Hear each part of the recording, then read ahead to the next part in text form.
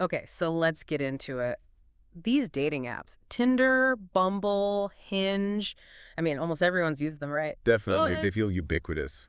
but the big question is, are they really changing how we choose partners, or is it just, old wine and new bottles? Are we still running on ancient instincts? Well, that's exactly what we're digging into today. This deep dive is all about evolutionary psychology and how these really old preferences, think health, fertility, social status, how they're still shaping who we swipe right on. Gotcha. Yeah, we've looked at a bunch of studies on facial attractiveness, body ratios, how people signal status, Farm. even photo filters. And expert opinions, too. Right. So the mission here is basically to understand those like deep down evolutionary drivers behind our swipes, why we like what we like on these apps. It's fascinating because, despite all the tech, our brains haven't fundamentally changed. Helen Fisher made that point. The brain's pretty much the same as it was hundreds of thousands of years ago. So we're still looking for the same basic signals like physical appearance being key. Exactly.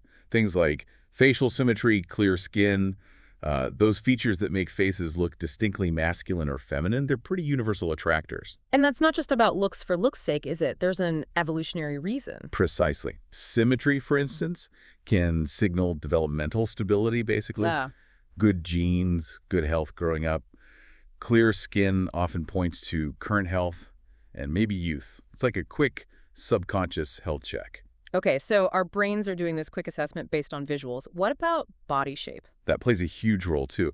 For women, that lower waist-to-hip ratio, around zero point 0.7, keeps coming up in studies. It's linked to health, fertility. Right, that classic hourglass figure idea. Sort of, yeah. And for men, it's often about the shoulder-to-hip ratio, that V shape. It signals muscularity, strength potential. And things like healthy hair, good skin, they just scream youth and vitality, don't they? They absolutely do. It's all part of that initial visual package. There's this German dating app study that was really telling. Oh, yeah. What did it find? It found that making someone's photo just one standard deviation more attractive boosted their chances of getting picked by about 20%.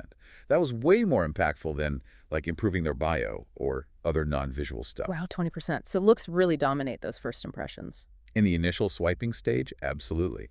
But remember, those looks are often proxies for these deeper biological indicators. Okay, but profiles aren't just photos. We write bios, we show hobbies.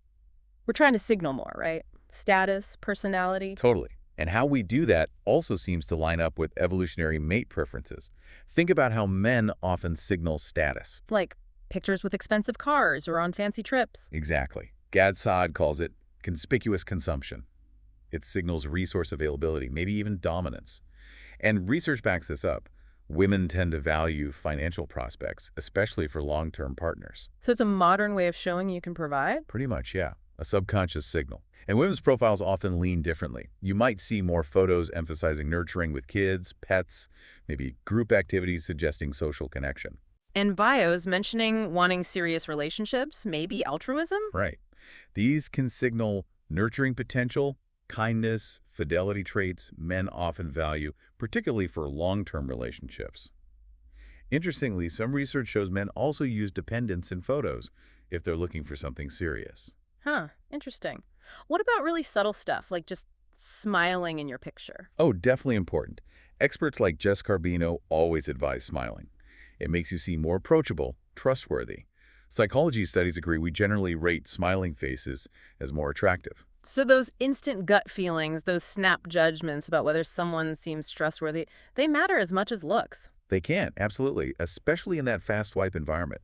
Perceived attractiveness and even dominance cues can link back to judgments about social status, too. Okay, so if we look at how people actually swipe, the data, does it confirm all this? Largely, yes. Simulation studies consistently show attractiveness is the biggest factor in getting matches for both men and women. That 20% boost per unit of attractiveness we mentioned, that held for everyone. And the gender differences, like men swiping right more often, women being pickier, is that evolutionary too? That's the common interpretation. Mm-hmm. Evolutionary theory talks about different parental investment.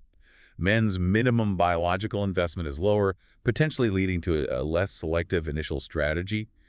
Women often get more incoming interest, allowing them to be more selective. Makes sense. And there's a cool cognitive quirk. We actually remember the faces of people we match with better. Huh. Okay. Now, what about the tech itself, like photo filters? Do they help or hurt? It's a bit tricky.